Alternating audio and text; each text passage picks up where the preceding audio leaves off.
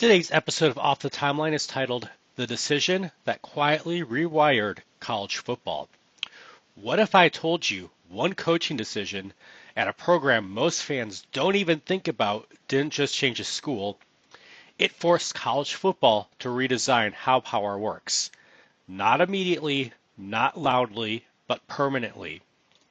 This is an alternate timeline, and once you see it, the modern sport starts to look very different. Why this matters nationally. Before we talk about what happened, we need to establish why this mattered nationally. College football doesn't fear losing games, it fears losing control. And for decades, one man represented something the sport couldn't regulate. BYU's head coach, LaVell Edwards. Edwards proved that scheme could beat resources, intelligence could flatten prestige, a non-elite brand could distort the title picture. This wasn't inspirational, it was dangerous. The unstable status quo. BYU wasn't supposed to matter nationally. They didn't recruit like Powers. They didn't spend like Powers. Hey, they didn't even look like Powers. Yet, they kept showing up in the same conversations. As long as LaVell Edwards existed, the sport had a problem. You couldn't just dismiss teams just because they did not belong. That tension sits under everything that follows. The decision. In this timeline, 1987 becomes the pivot. BYU doesn't ride Edwards into legacy. They let him walk.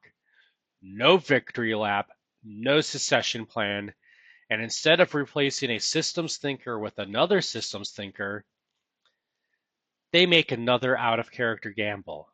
They hire Charlie Weatherby. Modern, aggressive, but yet fundamentally incompatible. At the same moment, LaVell Edwards resurfaces somewhere nobody expects. Texas Tech. Edwards lands at Texas Tech, then a respected but boxed-in program inside the Big Eight. This is important. Texas Tech isn't a miracle story. They already have fans. They already have resources. What they didn't have was legitimacy. Edwards gives them something much stronger than legitimacy: leverage. Consequences begin to spread. By the early 1990s, Texas Tech is not winning championships. They're doing something far more disruptive. They're testing contenders.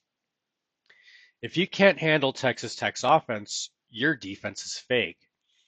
If you lose to Texas Tech, voters hesitate. If you barely survive Texas Tech, doubts linger. And suddenly, rankings start reacting before the results demand it.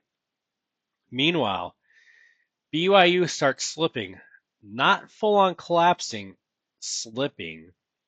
And that distinction matters: the WAC collapse effect. Without Edwards, BYU loses gravity. The WAC stops being a stage and starts being a holding area. National relevance fades quietly, not because BYU is bad, but because no one needs to care anymore. This is the first warning sign that access is becoming structural. This is where it breaks. Texas Tech produces a season the sport cannot absorb. Elite wins, one contextual loss, no brand insulation. And suddenly the question isn't who's the best team, it's who are we allowed to put in the room? That season doesn't just anger fans, it scares administrators. BCS containment, not solution. The response is not reform, it's containment. The BCS forms not to crown champions, but to prevent chaos. The logic is simple: fewer pathways, fewer accidents, fewer Texas Tech scenarios. The sport trades legitimacy for predictability, and it works politically. BYU gets locked out. BYU keeps winning. schedules aggressively, plays clean, remains visible. But something has changed. They're no longer threatening. Eventually, they make a defensive move into the Mountain West Conference. Not to rise, to survive. And survival is not power. The Big 12 is born different. Meanwhile, Texas Tech helps shape the Big 12. The league is built with offense in mind, not as a novelty, as a reality. The sport adapts to Edwards' ideas, but it rejects Edwards' implications. That contradiction defines the next 2 decades. Playoff arrives too late. By the time the college football playoff arrives, the damage is done. Yes, there's more access, but it's gated, managed, curated. Chaos is allowed, but only in controlled doses. BYU watches the door narrow one last time. NIL and the final shift. Then NIL detonates everything. Money replaces myth.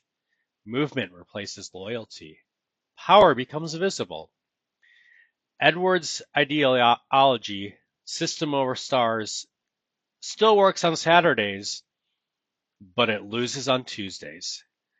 BYU doesn't disappear. Instead, it becomes something uncomfortable. Proof that the sport could have been different and chose not to be. So what's the legacy of this decision? Did BYU make the wrong call? Did Texas Tech break the system? Or did college football simply reveal what it always was? A sport that tolerates disruption only until disruption threatens control. There is no clean ending here, just a question the modern sport still hasn't answered. How much chaos can you allow before you stop letting outcomes happen at all? If this alternate timeline changed how you see college football, tell me where you think it really broke in the comments. If you want more consequence-driven what-ifs like this, like the video, subscribe, and stick around, because the next timeline only gets more unstable.